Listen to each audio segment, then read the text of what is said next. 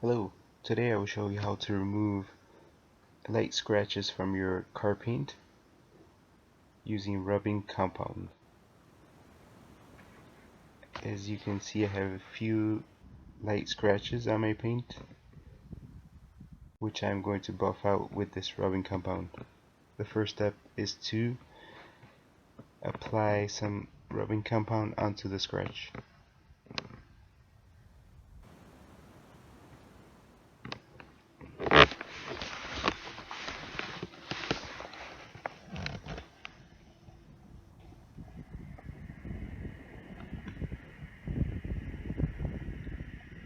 And then after you apply the rubbing compound, you have to really buff it with a terry cloth.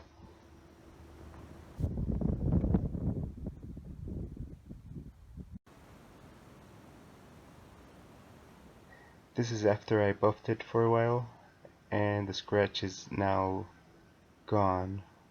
It was a light scratch.